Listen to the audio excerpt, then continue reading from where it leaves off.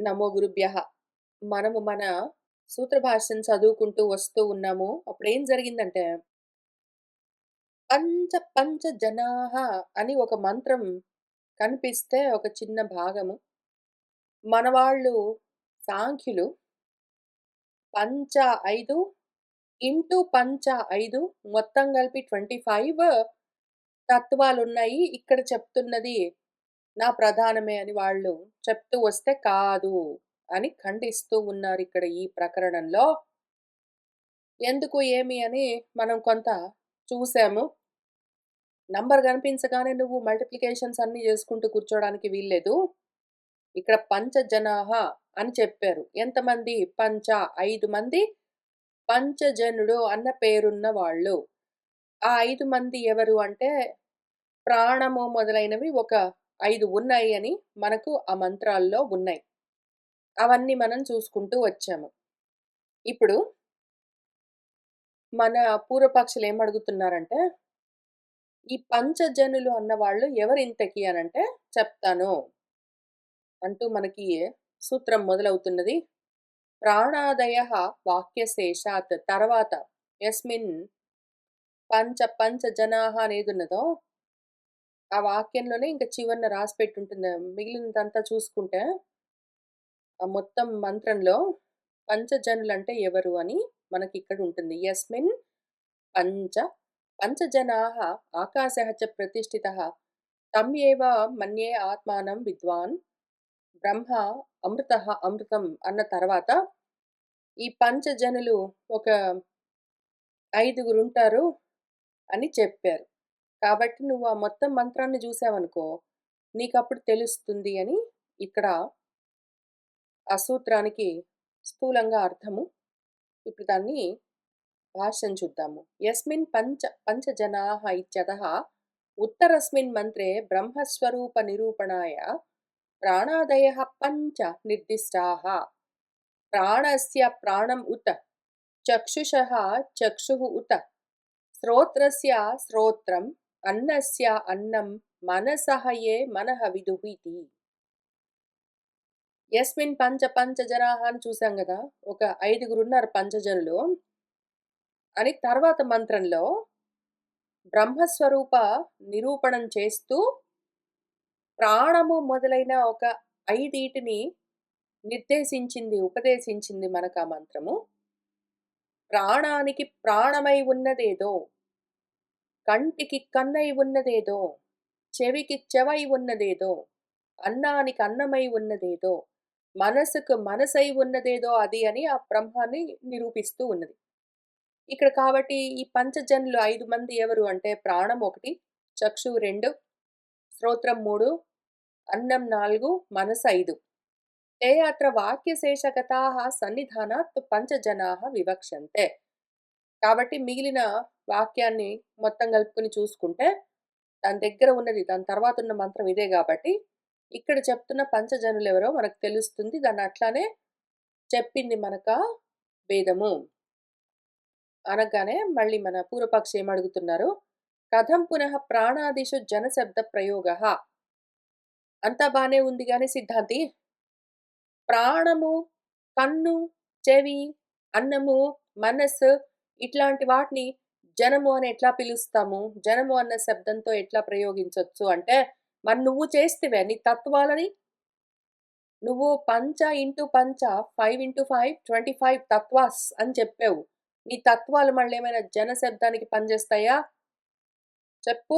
నన్ను ప్రశ్నిస్తున్నావు. ప్రాణం అని చూపిస్తే అక్కడ ఆ ఉన్న మంత్రాన్ని నేను చూపిస్తే నన్ను ప్రశ్న వేస్తున్నావు. జనశబ్దం అని ఎట్లా ప్రయోగిస్తావు అని. మరి నీ తత్వానికి కథం జన శబ్ద ప్రయోగః వాడొచ్చా మరి? కుదరదు గదూ! సమానే తు ప్రసిద్ధ్యతిక్రమే వాక్యశేషవశాత్ ప్రాణాదయః ఏవ గృహీతవ్యాః భవంతి. సమానంగా ఉన్న ప్రసిద్ధి, ఉన్న అర్థాన్ని ప్రసిద్ధి వ్యతిక్రమే ఒకవేళ జనశబ్దాన్ని ప్రాణానికి ఎట్లా వాడతావండి అని నువ్వంటే, సమానంగా మరి నీకు కూడా అంతే కామన్‌గా. నువ్వు గూడా వాడడానికి వీల్లేదు. కాబట్టి ఇంక గూర్చో. తత్వాలకు నువ్వు జనశబ్దాన్ని పట్టించుకోకుండా వాడుకుంటూ వచ్చావు పంచ పంచ అని. ఇక్కడ నేను అసలు జనశబ్దంతో కూడుకుని ఉన్న పంచశబ్దానికి అర్థం చెప్తున్నాను. వాక్యశేషవత్ వాక్యశేషము మిగిలిన మంత్రభాగం చూస్తే తెలుస్తుంది. వాక్యశేష వసత్. కాక ప్రాణదేహ ఏవ ప్రాణము అని మొదలుపెట్టి ఆ పేర్లు అదే చెప్పింది కాబట్టి, వాటినే ఇక్కడ పంచజనః అన్న నామానికి అర్థంగా చెప్పుకోవాలి అని చెప్తూ ఉన్నారు. జన సంబంధాత్ చ ప్రాణాదయః జనశబ్దభాజః భవంతి కాక, నేనిక్కడ బెదిరించానులే నిన్ను, నీ తత్వాలకు జనమని ఎట్లా వాడతావు? నా ప్రాణాలకు జనమని వాడొద్దంటున్నావు కాబట్టి కూర్చో అన్నాను. కూర్చున్నావు గాబట్టి నీకింకొక మాట చెప్తాను విను. నీ తత్వాలకి జనమని వాడుకోవచ్చో లేదో తెలీదు గానీ, ప్రాణాలకు మాత్రం జనమన్న శబ్దం వాడొచ్చు. దానిదేముంది? పెద్ద ప్రాణమండి అంటే ఆయన పెద్దవాడు అని అర్థం గదా! నా ప్రాణం బాలేదండి అంటే నేను మనిషిని, నాకు బాలేదు అని అర్థం గదా! కాబట్టి జనము అన్న పదాన్ని ప్రాణానికి వాడతారు పర్యాయ పదంగా. ఇప్పుడేమొచ్చింది నష్టం? ప్రసిద్ధంగా ఉన్నది గూడా లోకంలో. జనశబ్ద భాజః భవంతి ప్రాణాదయః ఇవన్నీ గూడా మనసు బాలేదని చెప్పినప్పుడు నేనే బాలేదని జెప్తారు గదా ఎవరైనా. వాడు బాలేడండి, వాడికెందుకో కష్టంగా ఉన్నది అంటే వాడి మనసు కష్టంగా ఉంది. వాడికి, వాడి మనసుకి తేడా చెప్పరు గదా! అట్లానే కంటికి, చెవికి, అన్నానికి వీటికి కూడా తేడా ఏమి చెప్పరు గదా! ఆ విధంగా జనమన్న శబ్దము ఈ పదాలకు కూడా పర్యాయ పదంగా ఇంటర్‌చేంజబుల్‌గా వాడుతూ ఉంటారు అని చెప్పారు. జనవచనః చ పురుష శబ్దః ప్రాణేషు ప్రయుక్తః అసలు యాక్చువల్‌గా జనమే గాదు పురుషుడు అన్న అర్థంతోటి గూడా వాడుతూ ఉంటారు ప్రాణాలను. ఏవయ్యేతే పంచ బ్రహ్మపురుషాః అని మనకసలు చాందోగ్యమే చెప్పింది. వాళ్ళు పంచజనులు అనడానికి బదులు పంచ బ్రహ్మపురుషులు అని గూడా చెప్పిందది. ఇత్యత్ర. ప్రాణః హ పిత ప్రాణః మాతా అని చాందోగ్యం గూడా చెప్తూ వచ్చింది. అక్కడో బ్రాహ్మణం ఉన్నది మనకు. ప్రాణమన్న చోట పురుషుడిగా చెప్తూ వచ్చింది మనిషిగా. సమాస బలాత్ చ సముదాయస్య రూఢత్వం అవిరుద్ధం. పైగా పంచజనాః అని సమాసం చాలా బలంగా ఉన్నది. ఆ సముదాయాన్ని పెట్టుకుంటే గూడా రూఢి అర్థంలో దాన్ని చెప్పుకుంటే విరుద్ధమేమీ ఉండదు అని చెప్పారు. మన పూర్వపక్షి ఏం ప్రశ్న వేస్తున్నాడంటే, కథం పునః అసతి ప్రథమ ప్రయోగే రూఢి శక్య ఆశ్రయితుం. అయితే మళ్ళీ ఇంకొక అనుమానమండి సిద్ధాంతి. మొట్టమొదటిసారి ఆ పదాన్ని వాడుతూ ఎక్స్‌ప్లెయిన్ చేయకుండా రూఢి అర్థంలో ఎట్లా చెప్తారండి? కుదరదు గదా! అంటే శక్య నో ప్రాబ్లమ్. ఉద్భిదాదివత్ ఇతి ఆహ. ఉత్భిత్ అని ఉన్నదనుకోండి. కింది నుంచి చీల్చుకుని పైకొచ్చేది అని ఉద్భిజ్జాలు అంటే చెట్లు అని అర్థం గూడా ఉన్నది. మనకు వేదంలో ఒక చోట ఉద్భిద్ అని ఉంటుంది. దాన్ని బట్టి మనం ఏం అర్థం చేసుకుంటాము? ఆలోచించుకున్నావు గదా! భూమిని చీల్చుకుని పైకొచ్చేది అని ఉంటుంది. ఉద్భిద్ అని దానికి అర్థం. ఇప్పుడు దాన్ని పెట్టుకుని మనము ఆ పక్కనున్న పదాల్ని పట్టుకుని అర్థం చూసుకుంటాం గదా! ఎట్లా? ప్రసిద్ధార్థ సన్నిధానే హి అప్రసిద్ధార్థః శబ్దः ప్రయుజ్యమానः సమభివ్యాహారాత్ విషయः నియమ్యతే యథా ఉద్భిదా యజేత యూపంచినత్తి వేదిం కరోతి ఇతి. ఒక్కొక్కసారి ప్రసిద్ధంగా అర్థాలు ఉండాలి. అయితే ఆ అర్థాలు కొంచెం అప్రసిద్ధంగా ఉన్నాయనుకో, వాటి పక్కన ప్రసిద్ధమైన అర్థంతో ఉన్న పదాలున్నాయనుకో, అప్పుడేం చేస్తాం కలుపుకొని చూడాలి. ఒక వేద మంత్రంలో పదాలు కొన్నున్నాయనుకో, అందులో ఒక పదము అర్థము క్లియర్‌గా లేదు. కానీ దాని పక్కనే ఇంకొక పదముంది. అర్థం చాలా క్లియర్‌గుందనుకో, అప్పుడు ఆ రెండింటిని కలిపి అర్థం చూస్తున్నాం గదా మనము. వాటిని వ్యవహారం చేస్తూ ఉన్న సమయంలో కలుపుకొని అర్థం చూసుకుంటాము, చెప్పుకుంటాము. అటువంటప్పుడు విషయం మనకు బోధపడుతుంది. ఎట్లా? ఉద్భిదా యజేత. ఉత్ అంటే పైకి, భిత్ అంటే భేదించుకొనొచ్చేది. ఏది? చెట్టు. చెట్టుతో యజ్ఞం చెయ్యి అంటే, చెట్టుతో ఎవరైనా యజ్ఞం చేస్తారా? అని ఆలోచించుకుని, సరే చెట్టు గాదు గానీ, చెట్టు నుంచొచ్చేదేమి? చెక్క. ఈ చెక్కని యూపస్తంభంలాగా పెట్టుకుని యజ్ఞం చేయమని చెప్తున్నారు అని మనం అర్థం చేసుకుంటాం గదా! అట్లానే యూపం చినత్తి అన్నారనుకోండి. యూపం కట్టి ఉన్నదాన్ని ఛేదించు అంటే యూప స్తంభం అని దాన్ని అర్థం చేసుకొని, ఎందుకు చినెత్తి దాన్ని చెక్కు అని అర్థం కదా! యూప స్తంభాన్ని చెక్కి దాన్ని తయారు చేసి అక్కడ నిలబెట్టి దానికేమైనా చేయవలసినవి చేసి నువ్వు యూప స్తంభానికి వాటికి పశువుల్ని కట్టేసి ఇంకా చాలా చేయవలసి ఉంటుంది. కాబట్టి కొంచెం చెప్తే పక్కనున్న పదాన్ని పెట్టుకొని అర్థం చూసుకుంటున్నావు గదా!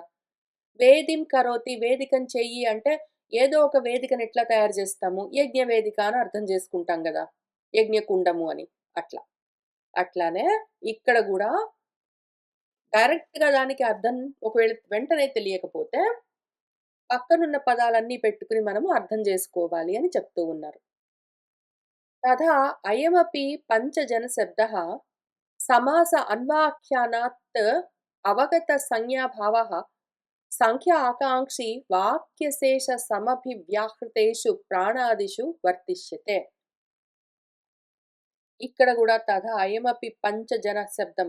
పంచజనుడు అంటే సమాసం అది ఒకటే పదము సమస్త పదము అని చెప్తూ ఉన్నది కాబట్టి అవగత సంజ్ఞ అభావము. ఇక్కడ పంచజనుడు అంటే ఎవడు అని క్లియర్‌గా అవగతము అర్థం అవ్వడానికి సంజ్ఞ గుర్తేమీ లేదు గాబట్టి, సంజ్ఞ ఆకాంక్షి దాన్నట్లా అర్థం చేసుకోవాలి అని చూసుకునేవాడేం జేస్తాడంటే, వాక్యశేష సమభివ్యాహృతేషు పక్కన మిగిలిపోయిన మంత్రభాగం ఏదున్నదో అందులో ఉన్న విషయాన్ని గూడా గలుపుకొని, ప్రాణాదులా ఓహో! అర్థమయ్యింది అని ప్రవర్తింప చేసుకోవాలి అని చెప్పారు.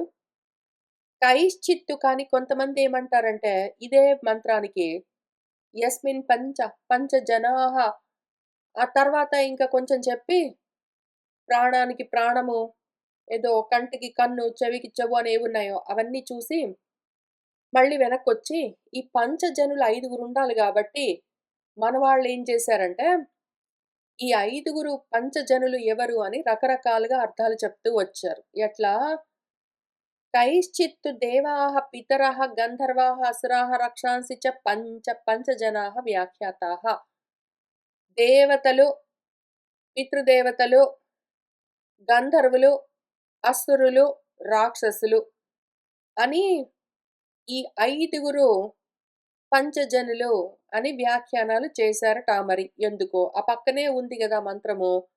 కంటికి కన్ను, చెవికి చెవి అని అంత క్లియర్‌గా ఉండగా, మరి వీళ్ళెందుకో దేవతలు, పితృదేవతలు, గంధర్వులు, అసురులు, రాక్షసులు ఈ ఐదుగురు పంచజనులను ఎందుకు వ్యాఖ్యానం చేశారో తెలీదు. వాళ్ళిష్టము. అట్లా గూడా ఉన్నాయని చెప్తున్నారు మన సిద్ధాంతి.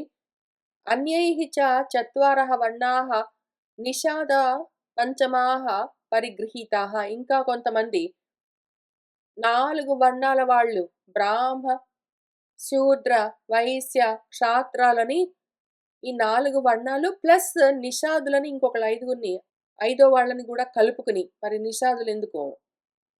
ఉన్నది 4 వర్ణాలంటే ఐదో వర్ణాన్ని వీళ్ళే యాడ్ చేసుకొని, ఈ 5 రకాల వాళ్ళు పంచజనులు అని పరిగ్రహించారట మరి ఎందుకో?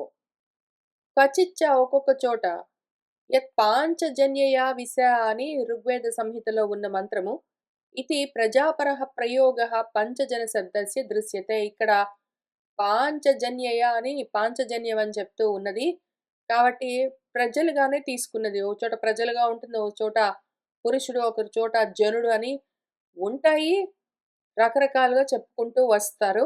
అవన్నీ గూడా దృశ్యతే కనిపిస్తూ ఉంటుంది. తత్ పరిగ్రహే అపీహ న కశ్చిత్ విరోధః. ఈ రకంగా. నువ్వు కావాలంటే దేవతలు, పితృదేవతలు, గంధర్వులు, అసురులు, రాక్షసులు అనుకో. లేదా బ్రాహ్మణ, క్షత్రియ అని మొదలుపెట్టుకొని కావాలంటే ఒకటి యాడ్ చేసుకో. లేదా వేదం చెప్పినట్టు ప్రజలని జనులు, జనం అని తీసుకో. నువ్వు ఏమైనా జేసుకో. మాకు విరోధం లేదు. కానీ ఒక్కటి మాత్రం సిద్ధం. ఆచార్యః తు న పంచవింశతేః తత్వానం ఇహ ప్రతీతిః అస్తి ఏవం పరంపరతయా ప్రాణాదయః వాక్యశేషాత్ ఇతి జగాద. మన ఆచార్యుడు మన ఈ సూత్రకారుడు బాదరాయణ మహర్షి మాత్రము పంచవింశతి తత్వాలు అని ఎవరైనా ఏమైనా చెప్తే అవి కావు అని మాత్రం చెప్తున్నారు. 5 ఇంటూ 5 25 అని చెప్పడానికి మాత్రం వీల్లేదు. అవి నీ తత్వాలు కాదు, సాంఖ్యులు చెప్పినట్టుగా పరంపరగా వరసబెట్టి ఒక 5 పేర్లు ప్రాణం దగ్గర నుంచి మొదలుపెట్టి చెప్పింది కదా మనకు మంత్రము. అక్కడ ఉన్నదాన్ని మాత్రం తీసుకుని, కాబట్టి ప్రాణము మొదలైన ఒక 5 పంచజనుల్లో ఉన్నాయి కానీ మీరు చెప్పినట్టు 25 తత్వాలండి. ఇక్కడ చెప్పబడుతూ ఉన్నది నా ప్రధానమే. కాబట్టి ప్రధానం వల్లే అన్నీ వచ్చాయి అని చెప్పడానికి వీల్లేదు. ఆ విధంగా మన ఆచార్యుల వారు సూత్రకారులు జగాత చెప్తున్నారు. అందుకనే ప్రాణాదయ వాక్యశేషాత్ అని మనకు ఆ సూత్రాన్ని ఇచ్చారు అని చెప్పారు. సరే, అంతా బానే ఉంది సిద్ధాంతి. నాకు ఇంకొక అనుమానం వచ్చింది. నువ్వు ఇవన్నీ చెప్పేసరికి నాకు ఇంకోటి గుర్తుకొచ్చింది. నువ్వేం చెప్పావు? కొంతమంది దేవతలు, పితృదేవతలు, గంధర్వులు, అసురులు, రాక్షసులు అన్నావు. కొంతమంది ఏంటో 4 వర్ణాలు ప్లస్ నిషాదులను ఎవరో ఇంకోటి ఐదోది యాడ్ చేశారని చెప్పావు. ఇట్లానేనండి. నువ్వు చెప్పింది కరెక్టే. నాకు గుర్తుకొచ్చింది సిద్ధాంతి. ఇంకా కొంతమంది ఉన్నారు. కాణ్వ శాఖ వాళ్ళు. వీళ్ళు కొన్ని ఒప్పుకోరు.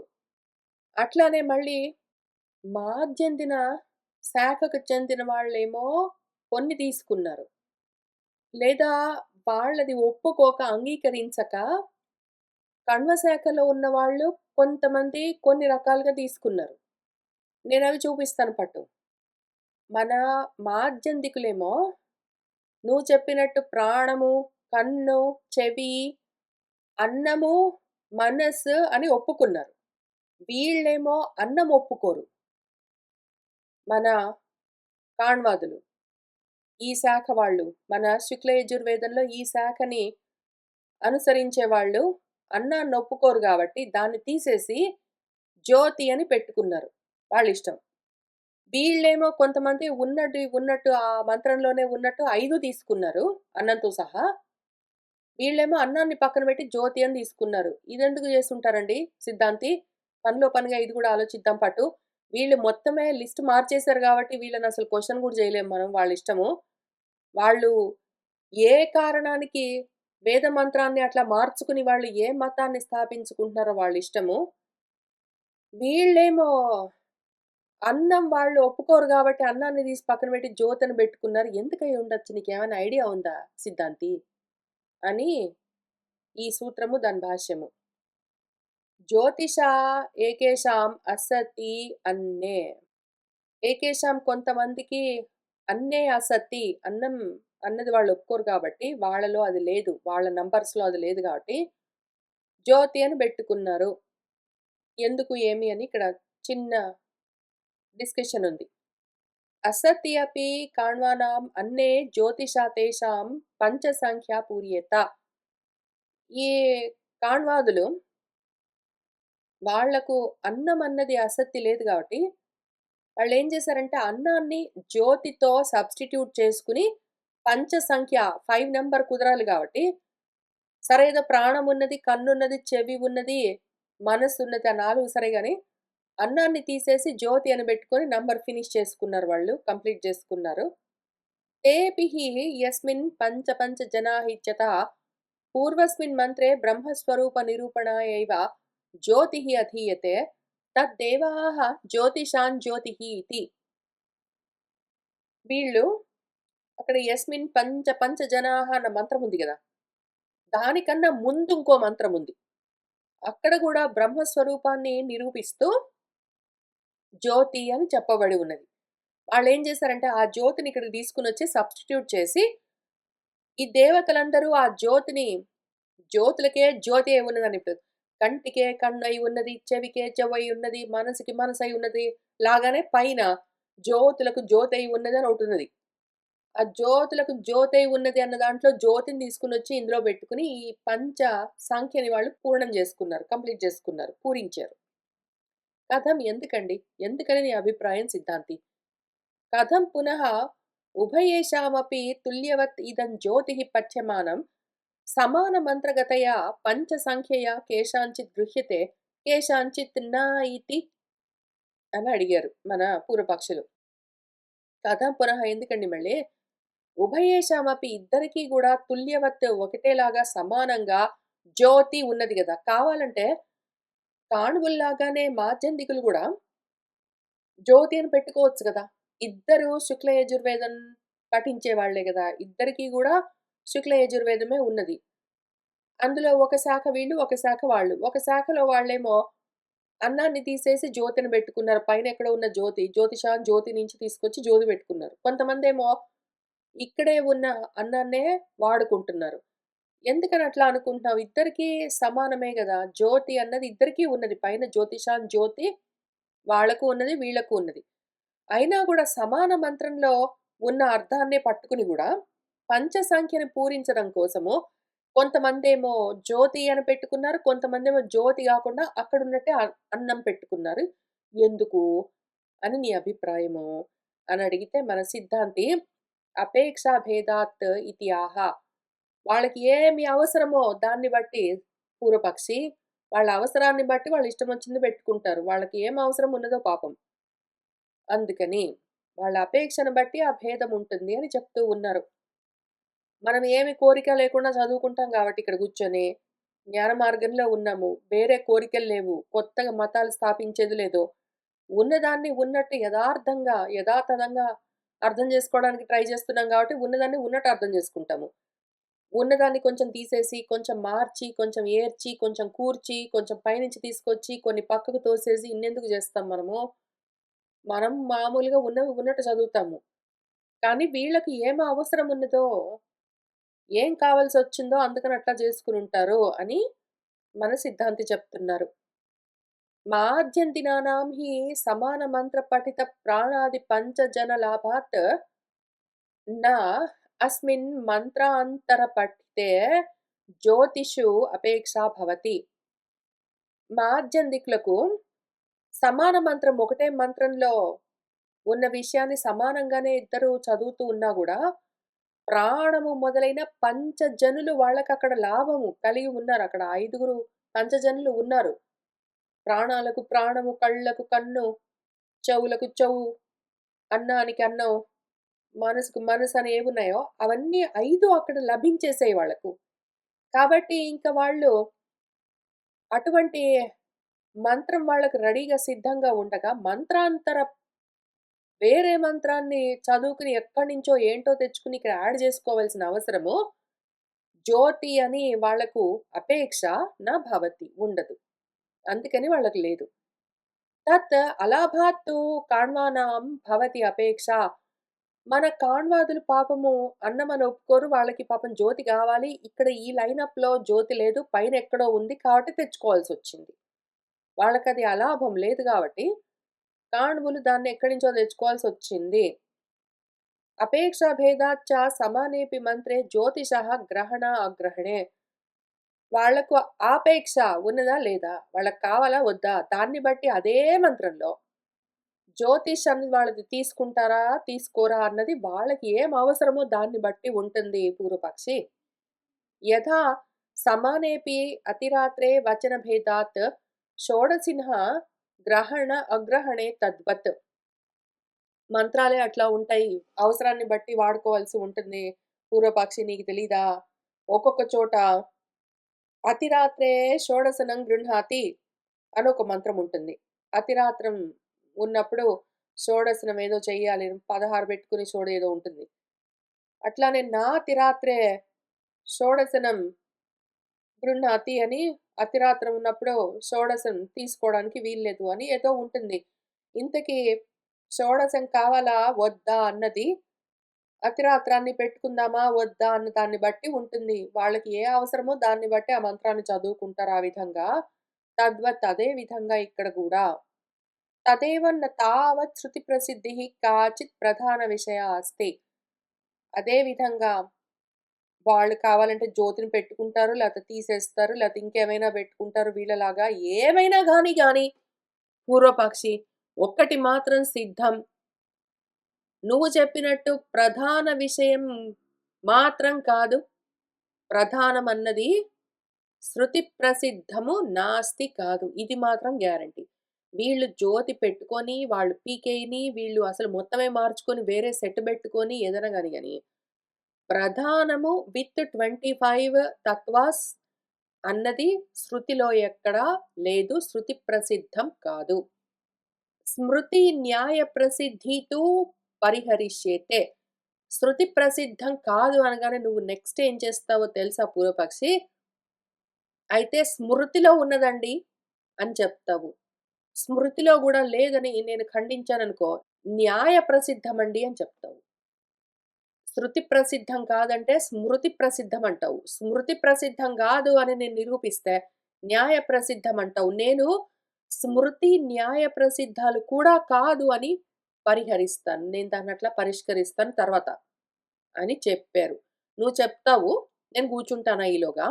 నేను మళ్ళీ రకరకాలుగా వాటిని పైకి తీస్తాను అని వస్తూనే ఉంటారు మన పూర్వపక్షులు. మళ్ళీ చూద్దాము. కారణత్వాధికరణం అని కారణం. ఇదొక పెద్ద ప్రాజెక్ట్. ఇంకా కూర్చో సిద్ధాంతి నువ్వు నేను కూర్చుందాం. ఇప్పుడు మన వేదం ఏం జేస్తుంది, చాలా చోట్ల వేద వాక్యాలిచ్చింది గదా! వాటిలో అదిగో ఆకాశాదికి కారణం అని చెప్పి ఆకాశముంది అనగనగా ఆకాశముంది, ఆకాశంలో ఏదో గాలి ఉంది, గాలి నుంచి అగ్నొచ్చింది అని ఒక పాట పాడుతుంది. లేదా ఇంకొక చోట ఏం చేస్తుంది, ఆకాశం, గాలి వదిలిపెట్టి మిగిలిన 3 చెప్తుంది. లేదా ఇంకోసారి ఇంకేంటో చెప్తుంది. ఇంక రకరకాలుగా చెప్తుంది. ఇన్ని రకాలుగా చెప్పడం వల్ల నువ్వు నా ప్రధానము అసలు వీటన్నింటికి కారణం కాదంటావు. దాని సంగతి నేను తర్వాత చూస్తాను. ముఖ్యంగా అసలు నీ బ్రహ్మమేనా కాదా అని అనుమానంగా ఉంది నాకు. ఒక్క చోట చెప్పినట్టు ఒక చోట చెప్పదు వేదము. ఒక్కొక్క చోట ఒక్కొక్కలాగా చెప్తుంది వేదము. ఎట్లా నమ్మాలి దాని మాట? కాబట్టి అసలు కారణం గురించే నాకు అనుమానంగా ఉంది అని వాళ్ళు ఇంకొక అధికరణాన్ని, సెక్షన్‌ని మొదలుపెడుతూ ఉన్నారు. అందులో ఒక సూత్రము కారణత్వేన చ ఆకాశాదిషు యథా వ్యపదిష్టోక్తేః. ఆకాశం మొదలైనవన్నీ చెప్తూ ఇప్పుడు ఫస్ట్ అనగనగా అప్పుడేమైందంటే ఆకాశం ఉంది. అక్కడి నుంచి గాలొచ్చింది. అక్కడి నుంచి అది. లేదా ఒక్కొక్కసారి ఆకాశం గాలి వదిలిపెట్టి తర్వాత నుంచి ఏదొచ్చెనో. లేదా ఒక్కొక్కసారి ఇంకేంటేంటో చెప్తుంటే అది ఎన్ని రకాలుగా అయినా చెప్పుకొని ఆకాశం దగ్గర నుంచి ఏమొచ్చింది, లేకపోతే మధ్యలో నుంచి ఏమొచ్చింది, ముందు నుంచి వెనక్కి ఏమొచ్చింది, అడ్డదిడ్డంగా ఏమొచ్చిందని ఎట్లా చెప్పినా పర్వాలేదు గానీ, అసలు కారణం మాత్రం ఎప్పుడు ఒకటేలాగా చెప్తుంది. మన ఉపనిషత్తు ఇది మనము మన బ్రహ్మ మార్గంలో ఉన్నాం గాబట్టి, మన జ్ఞాన మార్గంలో ఉన్నాం గాబట్టి, మనకిది కష్టం గాదు. ఇది అర్థం జేసుకోవడానికి చాలా సులువు. మనకు తెలుసు. ఒక్కొక్క చోట మన వేదము పంచభూతాలు చెప్తుంది. ఒక్కొక్క చోట 3 భూతాలే జెప్తుంది. ఒక్కొక్క చోట ఇంకేంటో చెప్తుంది. రకరకాలుగా ఎందుకు చెప్తుంది? ఒక్క రకంగా ఎందుకు చెప్పదు అంటే, ఆ సృష్టి నిజంగా లేదు గాబట్టి. మన వేదము ప్రతి చోట సృష్టి ఒకేలాగా ఉన్నది అని చెప్తూ వచ్చింది అంటే, మార్పు లేకుండా ఎప్పుడూ అట్లానే ఉండాలి అంటే, అది ఎప్పుడూ అట్లానే ఉంటుంది. ఇంతకది లేదు. నిజంగా సృష్టి రచన జరిగిందా? లేదు. కలలాగా ఉన్నది అని అదే మళ్ళీ వేదము మనకు మాండూక్యోపనిషత్తులో ఇదంతా కల్పన అని చెప్తొచ్చింది. ఎన్నో ఉపనిషత్తుల్లో, ఎన్నో మంత్రాల్లో ఇదంతా కల్పన అని చెప్తున్నది. కాబట్టి నిజంగా లేదు గాబట్టి, ఈ సృష్టి రచన ఇట్లానే జరుగుతుంది అనేది కమిట్ కాదు. మార్చి చెప్తుంది. కావాలనే చెప్తుందట్లా. దాన్ని అనుసరించే మన స్మృతులన్నీ గూడా, మన పురాణాలన్నీ గూడా సృష్టి క్రమాన్ని అటు ఇటుగా చెప్తూ ఉంటాయి. కరెక్ట్‌గా అట్లానే ఉంటుంది, అంతే ఉంటుంది, ఇంకిదే పద్ధతిలో ఉంటుందని చెప్పరు. ఎందుకు అంటే అట్లా చెప్తే అట్లనే ఉండాల్సొస్తుంది. ఇంకది లేకుండా పోవడం అన్నది ఉండదు. కుదరదు. కానీ మాత్రం బ్రహ్మము ఎప్పుడు చెప్పినా అట్లనే చెప్తాయి. మన వేదాలైనా సరే, శాస్త్రాలేవైనా సరే. బ్రహ్మము ఎట్లా ఉన్నది, ఆత్మ ఎట్లా ఉన్నది అని దాన్నెట్లా నిర్వచిస్తుందో, మన వేదము మొత్తం అంతా అట్లనే ఉంటుంది. ఉపనిషత్తుల నిండా అట్లనే ఉంటుంది. పురాణాల నిండా అట్లనే ఉంటుంది. శాస్త్రాల నిండా ఎందుకు? అది ఉన్న వస్తువు మార్పు లేదు. దాన్ని నిర్వచించేటప్పుడు మాత్రం అస్సలు మార్చదు విషయము. కానీ లేనిపోని సృష్టిని ఉన్నట్టుగా అనిపిస్తుంది గాబట్టి నువ్వు అనుకుంటున్నావులా నిజంగా లేదు అని చెప్పేప్పుడు, అనువాదం చేసి, అపవాదం చేసే కన్నా ముందు ఉన్నదని చెప్పినప్పుడు ఒకటేలాగా చెప్పదు. రకరకాలుగా చెప్తుంది కావాలనే. లేదు గాబట్టి ఒకటేలాగా ఎట్లా చెప్తుందది? నువ్వు ఉందనుకుంటున్నావు కాబట్టి అనువాదంతోటి చెప్తుంది అంతే అది. X variable. నిజంగా ఉన్నదని గాదు. తీసేయవలసొస్తుంది. అసలు ఆ ప్రాబ్లమ్ సాల్వ్ అయిపోయిందంటే మ్యాథ్ ప్రాబ్లమ్ ఇంకా ఎక్స్ వేరియబుల్ ఎందుకు తీసేస్తాము. కాబట్టి అంతవరకే ఇది ఎక్స్‌ప్లనేషన్. అందుకనే అది మార్పులతో ఉంటుంది. అంత మాత్రానికి సృష్టి క్రమాన్ని మార్చి మార్చి చెప్తుంది గాబట్టి, అదెక్కడి నుంచొచ్చిందో ఆ పరబ్రహ్మం గూడా లేదని నువ్వెట్లా నిర్ణయిస్తావు? లేదా మారిపోయిందని ఎట్లా నిర్ణయిస్తావు? కుదరదు అని ఈ సూత్రంలో మనకు వాదోపవాదాలుంటాయి. డిస్కషన్ ఉంటుంది. చూద్దాము. ప్రతిపాదితం బ్రహ్మణః లక్షణం. మనకు బ్రహ్మ లక్షణము వేదం ప్రతిపాదిస్తూనే ఉంటుంది. శాస్త్రాలు ప్రతిపాదిస్తాయి. పురాణాలు చెప్తూ ఉంటాయి. స్మృతుల్లో ఉంటుంది. మనకి బ్రహ్మ సూత్రాల్లో గూడా అదే చెప్తూ ఉన్నది మనం తెలుసుకుంటూ వస్తున్నాం. అదేమీ మారదు. ప్రతిపాదితం చ బ్రహ్మ విషయం గతి సామాన్యం వేదాంత వాక్యానాం. వేదాంత వాక్యాలన్నింట్లో గూడా బ్రహ్మ విషయాన్ని గతి సామాన్యంగానే ఎక్కడికి పోయి చదివినా సరే అవగతి పర్యంతం అది దాని అర్థం మాత్రం సామాన్యంగా కామన్‌గా ఒక్కటే ఉంటుంది. అది ఎక్కడ జూసినా బ్రహ్మ పదార్థాన్ని ఒకే విధంగా ప్రతిపాదిస్తూ ఉంటుంది. అట్లానే ప్రతిపాదితం చ ప్రధానస్య అశబ్దత్వం. ప్రధానము అన్నది అసలు వేదంలో ఎక్కడా లేదు. అది అశబ్దం. లేనే లేదు. కాబట్టి అది గూడా ఇంతవరకు ఈ బ్రహ్మసూత్ర భాష్యాల్లో మనకు ప్రతిపాదించబడ్డది. బ్రహ్మసూత్రాల్లో, దాని భాష్యాల్లో. తత్ర ఇదం అపరమాశంక్యతే న జన్మాది కారణత్వం బ్రహ్మణః బ్రహ్మ విషయం వా గతి సామాన్యం వేదాంత వాక్యానాం ప్రతిపత్తం శక్యం. తత్ర ఇదం ఇదిగో ఈ విషయంలో ఇంకిక్కడ అపరమాశంకతే మనకు వేరే అనుమానం ఒకటొస్తుంది. ఏమంటే నా జన్మాది కారణత్వం బ్రహ్మణః బ్రహ్మ ఆకాశం మొదలైన వాటన్నింటి యొక్క జన్మకు ఆది కారణం అని గాని, బ్రహ్మ విషయము అన్ని వేదాంత వాక్యాల్లో సామాన్యంగా అవగతి పర్యంతం ఉన్నదని గాని, ప్రతిపత్తుం పొందడానికి నా శక్యం కుదరదు. మనకు ఇప్పుడు వచ్చిన అనుమానం ఏమంటే, వేదాంత వాక్యాలన్నింటిని బెట్టుకొని చూస్తే, అసలు బ్రహ్మమే ఆకాశం మొదలైన వాటన్నింటి యొక్క జన్మకు ఆది కారణమని గాని, పైగా బ్రహ్మ విషయము ప్రతి చోట ఒకేలాగా చెప్పబడ్డదని గాని, ప్రతిపత్తుం అర్థం జేసుకోవడానికి శక్యం కుదరదు. ఎందుకు? మనం దాన్నట్లా పొందలేము. కష్టము. మార్చి చెప్తుంది మనకు వేదము. రకరకాల వేదవాక్యాలు రకరకాలుగా ఉంటుంది విషయము అని చెప్తూ ఉన్నారు. కస్మాత్ ఎందుకని అని మన సిద్ధాంతి అడిగితే, విగాన దర్శనాత్. అంటే వేరు వేరుగా గానం చేస్తుందండి. ఓహో! వేదవాక్యాలన్నీ గానాలన్నీ చేస్తాయి గానీ, అవి చేసే గానాలన్నీ గూడా వేరు వేరుగా ఉంటాయి. ఒక్క పాట పాడదది. రకరకాల పాటలన్నీ పాడుతుంది. మన వేదము. వేదాంత వాక్యాలన్నీ బెట్టుకునే అని మన పూర్వపక్షులు చెప్తున్నారు. ప్రతివేదాంతం హి అన్యా సృష్టిః ఉపలభ్యతే క్రమాది వైచిత్ర్యాత్. ప్రతి వేదాంత వాక్యంలో వేరే వేరేగా ఉంటాయండి సృష్టి గురించిన విషయాలు క్రమం లేకుండా విచిత్రంగా లభిస్తూ ఉంటాయండి మనకు. కావాలంటే చూడండి చెప్తాను. బోలెడు వేదాంత వాక్యాలు చెప్తాను. తదా హి క్వచిత్ ఆత్మనః ఆకాశः సంభూతः ఇత్యాది ఆకాశాదిక సృష్టిః ఆమ్నాయతే. ఒక్కొక్క చోట మనకేం నేర్పిస్తుంది? తైత్తరీయోపనిషత్ ఆత్మ నుంచి ఆకాశం వచ్చింది, ఆకాశం నుంచి ఇంకేంటో వచ్చాయని చెప్తుంది.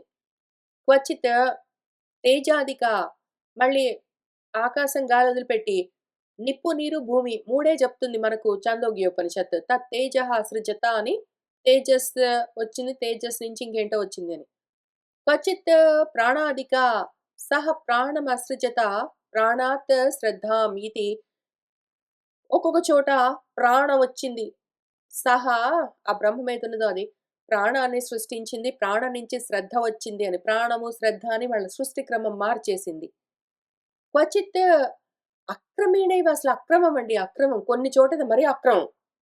క్రమం తప్పి అది. లోకానాం ఉత్పత్తిః ఆమ్నాయతే. లోకాలు ఎట్లానండి చెప్తారు? భూః, భువః, స్వః అని చెప్తారు గదా! నేర్పిస్తారు. బట్టి వేస్తాము. దాన్నే రోజు చదువుకుంటాం. వ్యాహృతులంటాము. అదేం చేస్తుంది ఇంకొక చోట ఐత్రేయంలో సహ ఇమాన్ లోకాన్ అసృజత అంబః మరీచిః మరం ఆపహ ఇతి. అది ఆ బ్రహ్మము ఈ లోకాలను సృష్టించింది. ఎట్లా ముందు అంబస్ నీళ్లు సృష్టించింది. ఆ తర్వాత మరీచులు అంటే కాంతులు, కిరణాలు సృష్టించింది. తర్వాత మరం అంటే మర్త్య లోకాన్ని సృష్టించింది. తర్వాత ఆపహ నీళ్లు సృష్టించింది. ఇదా క్రమము. ఏమైనా క్రమం ఉందా ఇక్కడ? క్రమం తప్పి చెప్తుందక్కడది. ఇట్లా అక్రమంగా గూడా ఉంటాయండి. పైగా తథా క్వచిత్ అసత్ పూర్విక సృష్టిః అసత్తులో నుంచి వచ్చిందని కూడా చెప్తుంది మరి భయంకరంగా. క్రమం తప్పే కాదు భయంకరంగా గూడా అదేం చెప్తుంది? అసత్ నుంచి అది అసత్ పూర్వంగా సృష్టి పఠ్యతే పఠిస్తుందది చెప్తుంది మనకు.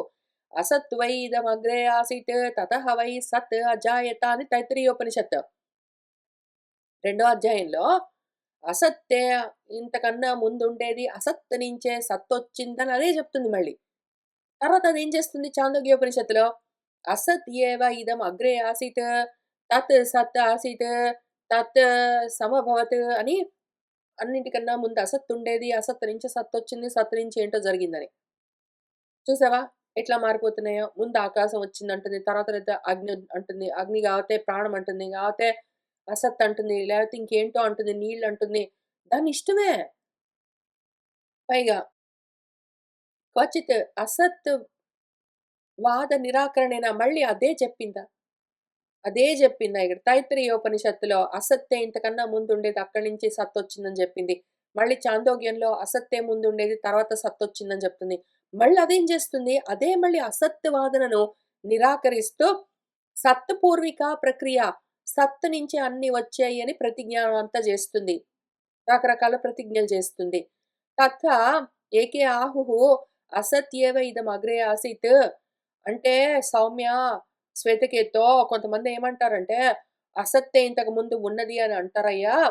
ఇతి ఉపక్రమ్య కుతః తు ఖలు సౌమ్య ఏవం స్యాతితి హౌవాచ కథం అసతః సత్ జాయేత ఇతి సత్తు ఏవ సౌమ్య ఇదమగ్రే ఆసీత్ అని చెప్తుంది. అదేమంటుందంటే, నాయనా శ్వేతకేతో కొంతమంది ఏమంటారంటే, అసత్తే ఇంతకు ముందుండేది అక్కడి నుంచే సత్తొచ్చిందని జెప్తారు. కానీ ఎట్లా వస్తుంది సౌమ్య? కుతః తు ఖలు సౌమ్య ఎట్లా ఏవమాసీత్ ఏవం స్యాత్ అని చెప్పి ఉద్దాలకుడు ఏమంటాడంటే శ్వేతకేతుతో కథమసతః సజ్జాయేత అసత్ నుంచి సత్ ఎట్లా వస్తుంది శ్వేతకేతో సత్తు ఏవ సౌమ్య ఇదమగ్రే ఆసీత్ అసలు ముందున్నది సత్తే సత్తు నుంచే ఇదంతా వస్తుంది అని చెప్పింది కదండి. అవునండి చెప్తుందండి కదండి. నువ్వు కన్‌ఫ్యూజ్ కావద్దు. దాన్ని సరిగ్గా అర్థం చేసుకోవాలి. 2 విషయాలు అర్థం చేసుకోవాలి. మొత్తం కలిపి చదువుకో. ఒకటేంటంటే, మారిపోతూ ఉన్న సృష్టిని మారుతూనే చెప్పవలసి వస్తుంది. మారిపోతూ ఉన్న సృష్టిని, లేని సృష్టిని ఉన్నది అని ఎప్పుడూ అట్లానే ఉన్నది అని చెప్తే నిజంగా అది ఉండవలసి వస్తుంది. కాబట్టి లేని దాన్ని చెప్తూ ఉన్నప్పుడు రకరకాలుగా చెప్తూ ఉంటుంది మనకు వేదం లేదు అని నిరూపించడం దాని ఉద్దేశం. రెండో విషయం ఏమి అంటే, ఇక్కడ చాందోగ్యోపనిషత్తులో అసదేవ ఇదమగ్రే ఆసీత్ అని అసత్తే ఇంతకు ముందు ఉండేది. అక్కడి నుంచి సత్తొచ్చింది అని చెప్పింది గదా! మూడో అధ్యాయంలో. తర్వాత ఆరో అధ్యాయంలోకొచ్చేసరికి అట్లా ఎట్లా ఉంటుంది? సత్తే ముందుంటుంది. సత్తు నుంచే మిగిలిందంతా వస్తుందని చెప్పింది గదా! ఇప్పుడేం చేయాలంటే మనం దీన్ని కలుపుకొని చూడాలి. ముందు సత్తున్నది. సత్ తర్వాత అసత్తొచ్చింది. అసత్ నుంచి మళ్ళీ సత్తుగా కనిపిస్తున్నదంతా వచ్చింది. అసలు ఉన్నదంతా సత్.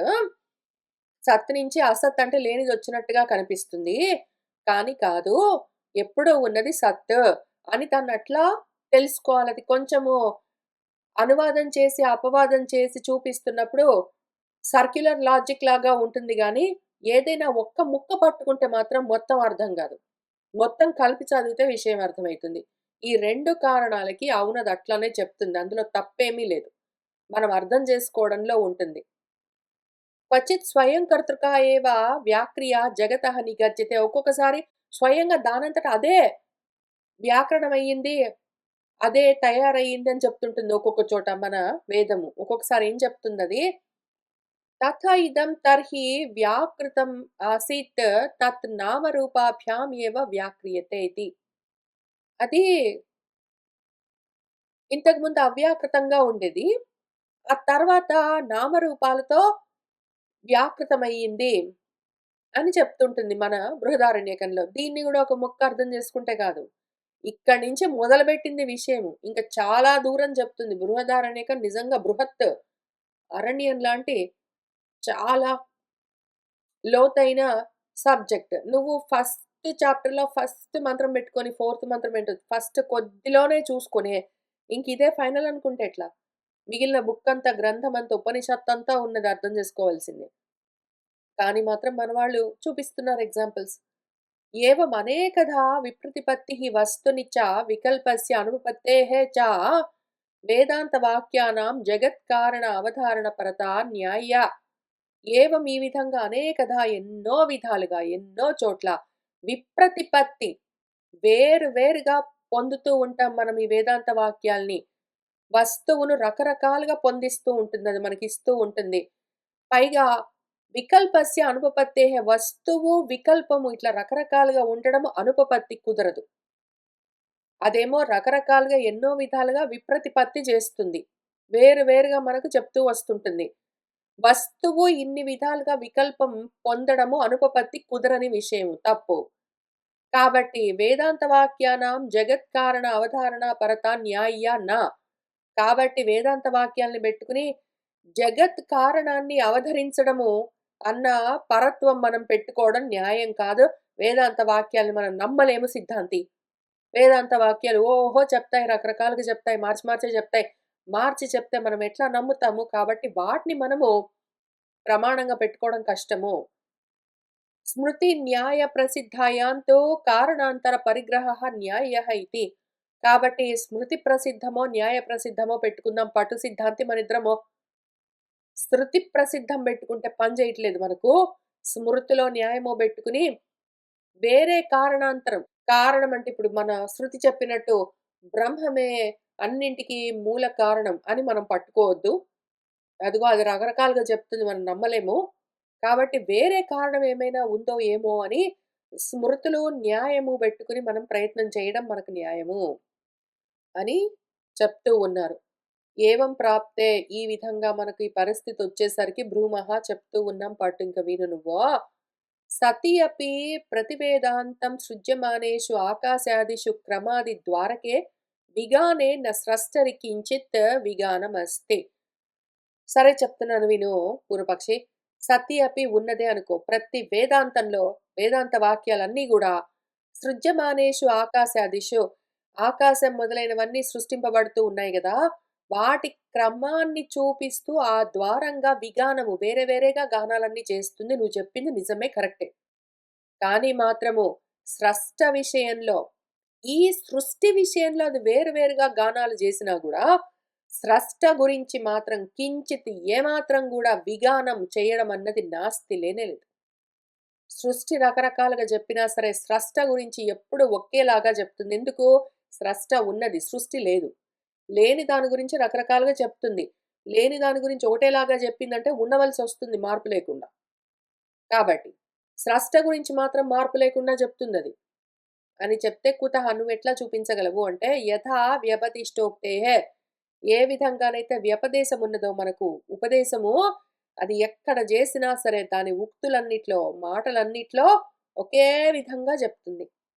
యథాభూతః హి ఏకస్మిన్ వేదాంతే సర్వజ్ఞః, సర్వేశ్వరః, సర్వాత్మ, ఏకః, అద్వితీయః. ఏమైనా మార్చిందా ఎక్కడైనా? చెప్పు పూర్వపక్షి. ఎక్కడైనా మారుస్తుందా మన వేదాంతము? కారణత్వేన వ్యపదిష్టః తథాభూతః ఏవ వేదాంత అంతరేషు అపి వ్యపదిశ్యతే. యథాభూతః ఉన్నది ఉన్నట్టే యథార్థంగా చెప్తుంది పాపం. ఏకస్మిన్ వేదాంతే ఒక్క వేదాంతంలో ఎట్లా ఉన్నదో, మిగిలిన వేదాంతాల్లో గూడా అట్లానే ఉంటుంది. ఒక్క వేదవాక్యంలో ఎట్లా ఉందో, మిగిలిన వేదవాక్యాల్లో అట్లానే ఉంటుంది. ఎక్కడ మార్చదది మాట. సర్వజ్ఞము, సర్వేశ్వరము, సర్వాత్మ, ఏకము, అద్వితీయం అదే చెప్తుంది పాపం.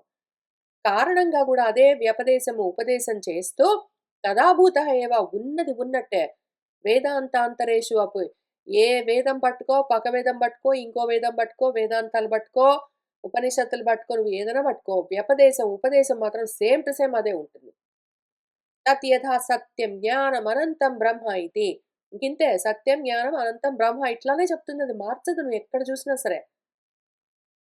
अत्र तावत् ज्ञानशब्देन परेण च तद्विषयेण कामयितृत्वा वचनेन चेतनं ब्रह्म न्यरूपयत् अपरप्रयोज्यत्वेन ఈశ్వరం కారణమబ్రవీత్. అక్కడ ఆ జ్ఞానము పరం గురించి మనకి ఏది తెలియాలో, మన స్రష్ట, మన బ్రహ్మము దాన్ని విషయంగా మనకు చెప్పడం గురించి ఫోకస్డ్‌గా ఉంటాయి వేదవాక్యాలన్నీ. దేని ఫోకస్డ్‌గా ఉంటాయి? ఆ వచనాలన్నీ గూడా చేతన బ్రహ్మ స్వరూపాన్ని నిరూపించడం కోసమే ఉంటాయి. దాని పనంతా అంతే. బ్రహ్మ స్వరూపాన్ని నిరూపించడం కోసమే ఉంటాయి వేదాంత వాక్యాలు. అంతేగాని సృష్టిని నిరూపించడానికి గాదు లేనిపోని దాన్ని. అపర ప్రయోజత్వేన ఈశ్వరం కారణమబ్రవీత్. ఒక్కొక్కసారి అనువాదం చేస్తూ ఉన్న సమయంలో ఏదో జగత్తున్నట్టుగా, సృష్టి ఉన్నట్టుగా దాన్ని చూపిస్తూ, అది చెప్తూ ఉన్న సందర్భంలో కూడా దాని ఉద్దేశము ఈశ్వరుణ్ణి కారణంగా చూపించడానికి, ఈశ్వరుడు సర్వజ్ఞుడో, సర్వేశ్వరుడో, సర్వశక్తిమంతుడని చూపించడం దాని ప్రధాన ఉద్దేశం. అందుకోసం అది ఇంక ఏమైనా చెప్తుంది. సృష్టి కథలన్నీ చెప్తుంది గానీ, అది ముఖ్యం గాదు. అది ప్రధానం. ప్రధానం అంటే నువ్వు చెప్పే ప్రధానం. అది ముఖ్యం గాదు.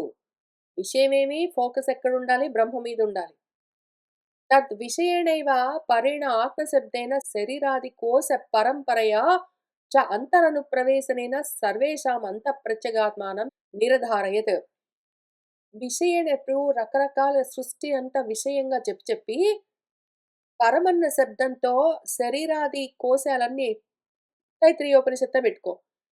పంచకోశాలు చెప్పిందది. నిజంగా పంచకోశాలున్నాయా? అవతల బ్రహ్మాండం ఉందా? ఏమీ లేవు. అది నువ్విక్కడ ఇంత లిస్ట్ చెప్పి, చాలా లిస్ట్ చెప్పావు. చాలా లిస్ట్ చెప్పి సృష్టి క్రమం అంతా చెప్తూ వచ్చావు. తైత్రీయంలో ఆ రకంగా గూడా చెప్తూ వచ్చిందది. పంచకోశాలుగా కూడా చెప్తుంది. ఎందుకు? వీటన్నింటి లోపల ఉన్న ప్రత్యేగాత్మను చూపించడం, నిర్ధారించడము, దాన్ని ఫైనలైజ్ చేయడం. అదిగో ఇవన్నీ ఉన్నాయి కోశాలు, శరీరాలున్నాయి గదా! శరీర కోశాల్లోకి పరంపరగా చెప్తూ అన్నమయ కోశం అవన్నీ. వాటి లోపలగా ప్రవేశించి ఉన్నదేదుంది లోపలికి వెళ్లి లోపలికి తెలుస్తుంది, లోపలికి వెళ్లి లోపల తెలుస్తుందని ప్రత్యేగాత్మను చూపించడం దాని ప్రధాన ఉద్దేశం. అంతేగాని ఈ సృష్టిని చూపించడం కాదు. లేని సృష్టి లేదని చెప్పడం దాని ఉద్దేశం పాపం. కానీ మాత్రం ఎక్స్ వేరియబుల్ లాగా ముందు పెడుతుంది. ఆ ప్రాబ్లమ్ సాల్వ్ చేసేటప్పుడు దాన్నక్కడ బెడుతుంది. దాని తర్వాత లేదని చెరిపేస్తుంది. నువ్వక్కడ పెట్టింది ఒకసారి ఎక్స్ బెట్టిందండి, ఒకసారి వై బెట్టిందండి, ఒకసారి జీ బెట్టిందండి, ఒకసారి క్యాపిటల్ ఎక్స్ పెట్టిందండి, ఒకసారి స్మాల్ ఎక్స్ పెట్టిందండి అంటే పెడుతుంది. అది రకరకాలుగా పెడుతుంది. హెచ్ కూడా పెడుతుంది, ఐ కూడా పెడుతుంది, ఎన్ కూడా పెడుతుంది. దానిష్టం. అది ఓన్లీ ప్లేస్ హోల్డర్. విషయమేమి? పరబ్రహ్మము. బహుశ్యాం ప్రజాయేయ ఇతి చ ఆత్మవిషయేణ బహుభవన అనుశాసనేన సృజ్యమానానాం వికారాణం స్రష్టుః అభేదం అభాషత. ఒకటున్నాను చాలా అవుతాను అని అది ఆలోచించుకుని ఎన్నో భవనాలు అంటే రూపాలని సృష్టిస్తూ వస్తూ ఉంది అన్న అనుశాసనము ఉపదేశం చేస్తూ ఈ సృష్టిని చెప్తూ ఆ వికారాలన్నింటిలో కూడా ప్రవేశించి ఉన్నదేంటి? స్రష్ట అని ఆ సృష్టికి, ఆ స్రష్టకు అభేదాన్ని చెప్తూ వస్తూ ఉన్నది. కాబట్టి ఇప్పుడేమైంది? ఎప్పుడూ మారకుండా ఉన్న స్రష్ట ఉన్నది అంటే, మారిపోతూ ఉన్న సృష్టి అందులో లయమైపోతే దానికి గూడా భేదం లేదు గాబట్టి అంతా ఒక్కటే. తథా ఇదం సర్వం అసృజత యతిదం కించ ఇతి సమస్త జగత్ సృష్టి నిర్దేశేన ప్రాక్ సృష్టేః అద్వితీయం స్రష్టారమాచష్టే. ఇదం సర్వం అసృజత యతిదం కించ. ఇదిగో ఇది మొత్తాన్ని సృష్టించి అని చెప్తూ సమస్త జగత్ సృష్టిని నిర్దేశించిన తర్వాత సృష్టి కన్నా ముందున్నది అద్వితీయమై ఉన్న స్రష్ట అని స్రష్ట గురించి చెప్పింది. మనకు ఆచష్టే అది ఉపదేశం చేసింది. తదత్ర యత్ లక్షణం బ్రహ్మ కారణత్వేన విజ్ఞాతం తత్ లక్షణం ఏవ అన్యత్రాపి విజ్ఞాయతే సదేవ సౌమ్య ఇదమగ్రే ఆసీత్ ఏకం ఏవ అద్వితీయం తదైక్షత బహుశ్యాం ప్రజాయేయ ఇతి తత్తేజః సృజతాత్ ఇతి. కాబట్టి ఇక్కడ నువ్వు చూడవలసిన ఫోకస్ చూపిస్తాను నీకు. ఏ లక్షణాలతో ఉన్న బ్రహ్మను కారణంగా తెలుసుకోవలసి ఉన్నదో ఆ లక్షణాలతో ఉన్న అదే బ్రహ్మను అన్ని చోట్ల చూపిస్తూ సత్తే ఉన్నది వీటన్నింటికన్నా ముందు ఓ సౌమ్య ఏకం ఏవ అద్వితీయం. అది అనుకున్నది చాలా అవుతాను అనుకున్నది అయ్యింది. అది తేజస్సుని సృష్టించింది అని చెప్తున్నప్పుడు చెప్తున్న పదార్థం స్రష్ట మాత్రం మారలేదు. సృష్టి ఎన్ని రకాలుగా అయినా ఉండొచ్చు. అది స్రష్టకు వేరుగా లేను గూడా లేదు. కాబట్టి ఇప్పుడు నీకేమొచ్చింది కష్టం అందులో? తథా ఆత్మ వై ఇదం ఏకః ఏవ అగ్రే ఆసీత్ న అన్యత్ కించన మిషత్ సహ ఈక్షత లోకాన్ను సృజై ఇతి చ. ఐతరేయంలో ఏముంది? ఆత్మే ఉన్నది అన్నింటికన్నా ముందు.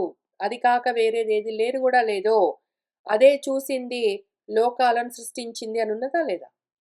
ఏవం జాతీయకస్య ఈ విధంగా ఉన్న ఎన్నో వేదవాక్యాలున్నాయి ఎగ్జాంపుల్స్. కారణస్వరూప నిరూపణ పరస్య వాక్యజాతస్య ప్రతి వేదాంతం అవిగీతార్థత్వాత్. ఈ విధమైన కారణ స్వరూపాన్ని నిరూపిస్తూ ఉన్న వేదవాక్యాలు ఎన్నో ఉన్నాయి వేదాంతాల్లో. ప్రతి వేదాంతంలో అవిగీతము, విగానము లేకుండా, అవిగానము, మార్పు లేకుండా ఒకేలాగా గానం చేస్తూ వస్తూ ఉంటాయి మన వేదవాక్యాలు అన్ని వేదాంతాల్లో కూడా అని చెప్తూ ఉన్నారు. నువ్వు బానే చెప్పావు సిద్ధాంతి, నాకు ఇంకొక అనుమానం మళ్ళీ ప్రశ్న అని చెప్తూ ఉన్నారు. చెప్తూ వాళ్ళేమంటున్నారంటే, కార్య విషయం తు విగానం దృశ్యతే క్వచిత్ ఆకాశాదికా సృష్టిః క్వచిత్ తేజాదికా ఇతి ఏవం జాతీయకం. కార్య విషయం గురించి ఇప్పుడు నేను చెప్తాను విను. నువ్వు అదే ప్రశ్న అడుగుతూ ఉన్నావు గదా పూర్వపక్షి. నేను దానికి మళ్ళీ ఇంకొక వైపు నుంచి జవాబు చెప్తాను. 2 పార్ట్స్. నువ్వు అడిగిన ప్రశ్నకి 2 పార్ట్స్ జవాబు జెప్పాలి. వేదాంత వాక్యాలన్నీ మార్చి మార్చి చెప్తాయండి. ఎట్లా నమ్ముతామండి? వదిలిపెట్టి మనం వేరే మార్గం చూసుకుందాం అన్నావు గాని ఉండు, తొందరపడకు. వేదాంత వాక్యాలు మారుస్తాయి. దేన్ని? సృష్టిని. వేదాంత వాక్యాలు మార్పు లేకుండా చెప్తాయి. దేన్ని? స్రష్టను. స్రష్ట గురించి మార్పే ఉండదని ఇంతవరకు చెప్పాను గదా నేను. ఇప్పుడు సృష్టి గురించి మార్పు ఉంటుంది. కార్య విషయంతో ఆహా! తప్పకుండా విగానం దృశ్యతే కనిపిస్తుంది. వేరు వేరు పాటలన్నీ పాడుతుంది. ఆత్మ గురించి మాత్రము, కారణం గురించి మాత్రము, బ్రహ్మ గురించి మాత్రము అవిగీతార్థమే. దానర్థము రకరకాల గీతల్లో ఏముండదు. ఒకే విధంగా ఉంటుంది. మొత్తం అన్ని గానాలన్నీ, పాటలన్నీ ఒకటే. కార్య విషయంతు మాత్రము విగానం దృశ్యతే అవును. ఎందుకు చూద్దాం. క్వచిత్ ఆకాశాదిక సృష్టి. ఒక్కొక్క చోట ఆకాశం దగ్గర నుంచి మొదలయ్యాయని చెప్తుంది సృష్టిని. ఒక్కొక్క చోట తేజస్ అగ్ని నుంచి మొదలయ్యాయని చెప్తుంది. ఈ విధమైన ఏవం జాతీయకం. రకరకాల వేదవాక్యాలన్నీ కామన్‌గా కనిపిస్తూ ఉంటాయి మనకు ఉదాహరణలుగా. నచ కార్య విషయేణ విగానేన కారణమపి బ్రహ్మ సర్వవేదాంతేషు అవిగీతం అధిగమ్యమానం అవివక్షితం భవితుం అర్హతి ఇతి శక్యతే వక్తుం అతి ప్రసంగాత్. కార్య విషయంలో విగానాలు ఉంటే ఉండని గాని కారణం బ్రహ్మ విషయంలో మాత్రము సర్వ వేదాంతాల్లో గూడా అవిగీతమే ఉంటుంది. అదస్సలు కొంచెం గూడా మార్పు లేకుండా ఒకే విధంగా చెప్తూ ఉంటుంది. అధిగమ్యమానము తెలుసుకోవలసినది, అవివక్షితము అదసలు సరిగ్గా చెప్పట్లేదు అన్నది భవితుం ఉండడానికి నా అర్హతి కుదరదు. వక్తుం అట్లా చెప్పడానికి న శక్యతే. ఎందుకు అంటే అతి ప్రసంగాత్ అది ఔట్ ఆఫ్ కాంటెక్స్ట్ అయిపోతుంది. నువ్వు అసలు బ్రహ్మ విషయాన్ని పట్టించుకోకుండా ఓన్లీ సృష్టి విషయం చెప్తుందంటున్నావా వేదాలన్నీ? వేదాలన్నీ కేవలం సృష్టి విషయాలు చెప్తున్నాయండి. కాబట్టి సృష్టి విషయం వేర్వేరుగా చెప్తున్నది మనకు పనికిరాదు. మనం సొంతంగా ప్రధానమని పెట్టుకొని రాసుకుందామండి అంటావా? కాదు గదూ! వేదాంతాలు సృష్టి విషయాలు చెప్పడానికి గాదున్నది. స్రష్ట విషయం చెప్పడం కోసం. సమాధస్యతి చ ఆచార్యః కార్య విషయమపి విగానం న వియత్ అశ్రుతే ఇత్యారభ్య. అట్లానే నీకు సమాధానం దొరికే విధంగా మన ఆచార్యుల వారు, బాదరాయణుల వారు కార్య విషయాన్ని గూడా విగానము, అది కూడా ఎందుకు ఈ విధంగా ఉంటుంది అని న వియత్ అశ్రుతే అన్న సూత్రంలో తర్వాత రెండో అధ్యాయంలో మూడో పాదంలో వచ్చే మొదటి సూత్రంలో చెప్తారు. అప్పుడు నేను ఎక్స్‌ప్లెయిన్ చేస్తాను పట్టు. అట్లానే భవేదపి కార్యస్య విగతత్వం అప్రతిపాద్యత్వాత్. కార్యము విగీతము అయితే అయింది, ఉంటే ఉన్నది. అది అట్లా ఉండడం అవసరం కూడా. ఎందుకంటే ప్రతిపాదిస్తున్న వస్తువు కార్యం గాదు. కార్యం జగత్, సృష్టి వీటి గురించి చెప్పడం గాదు. మనకు ఉపనిషత్తులు ఉన్నది. వేదాంతాలన్నీ ఉన్నది. నహి అయం సృష్ట్యాది ప్రపంచః ప్రతిపాదయిషితః. సృష్టి ఎట్లా బయలుదేరింది? దాని ఆది ఎక్కడ? ప్రపంచం ఎట్లా వచ్చింది అని దాన్ని ప్రపంచించడము, దాన్ని ప్రతిపాదించడము దాని ఇచ్ఛనా కానే గాదు. అది కార్యాన్ని చెప్పడానికో, సృష్టి ఆదినో, సృష్టి క్రమాన్నో చెప్పడానికి ప్రయత్నం చేయట్లేదు. దాని ఉద్దేశ్యం అది గాదు. దాని ఉద్దేశం, ప్రదేశం, దాని ఆదేశం, ఉపదేశం, సందేశం అన్నీ గూడా స్రష్టను గురించి చెప్పడం గురించే. నహి తత్ ప్రతిబద్ధ క్వచిత్ పురుషార్థః దృశ్యతే శ్రూయతే వా. దానికి బద్ధమై ఉన్న పురుషార్థము ఏమీ లేదు. ఒకవేళ నిజంగా గూడా కార్యప్రపంచాన్ని గురించి నువ్వు అర్థం చేసుకుంటే నీకు కలిగే ప్రయోజనం ఏమున్నది? చెప్పు. అది పాపం కష్టపడి నీకు కార్యప్రపంచం గురించి, బ్రహ్మాండం గురించి, సృష్టి ఆది గురించి, సృష్టి క్రమం గురించి క్లియర్‌గా కరెక్ట్‌గా ఉన్నదున్నట్టు మార్పు లేకుండా చెప్పిందనుకో. అట్లా చెప్పింది అంటే అదెప్పుడు ఉండవలసి వస్తుంది. నువ్వు దానికి బద్ధుడు అవుతావు. బయటపడగలవా? పరమపురుషార్థము మోక్షం కలుగుతుందా నీకు? లేదా మార్చైనా సరే అది సృష్టి క్రమాల గురించి రకరకాలుగా చెప్తే నువ్వు దాన్ని పట్టుకుని అర్థం చేసుకున్నావనుకో, దానివల్ల నీకొచ్చే లాభమేమి? ఏమి ప్రయోజనము? వదిలిపెడితే నీకు మోక్షం కలుగుతుందంటే, వదిలిపెట్టవలసిన దాని గురించి నువ్వు పట్టుకుని అర్థం చేసుకొని సాధించేదేమి? చెప్పు. క్వచిత్ పురుషార్థం ఏదైనా కనిపిస్తుందా? నా దృశ్యతే, శ్రూయతే వాపి. నువ్వు వినడానికి గూడా ఏమీ లేదు. చూడ్డానికి ఏమీ లేదు. నచ కల్పయితుం శక్యతే ఉపక్రమ ఉపసంహారాభ్యాం తత్ర తత్ర బ్రహ్మ విషయైః వాక్యైః సాకం ఏకవాక్యతాయాః గమ్యమానత్వాత్. అట్లానే ఉపక్రమంలోనో, ఉపసంహారంలోనో అక్కడక్కడ బ్రహ్మ విషయాల గురించి చెప్తూ ఉన్న వాక్యాలన్నింటికి ఏకవాక్యత కావాలి అని గమ్యమానము దాన్ని అట్లా పట్టుకుంటాను. అట్లా దొరక్కపోతే అవన్నీ తప్పు చెప్తున్నాయి. వేదవాక్యాలు నాకు అవసరం గూడా లేదు అని కల్పించడము మంచిది కాదు. శక్యతే కుదరదు అని చెప్తూ ఉన్నారు. ఇంకా కొంచెము భాష్యం మిగిలున్నది ఈ సూత్రానికి. మనం మళ్ళీ వచ్చే వారం కలిసి కూర్చొని చదువుకుంటూ ముందుకు వెళ్దాం. ఇవాల్టికి ఇక్కడికి ఆపుతున్నాను.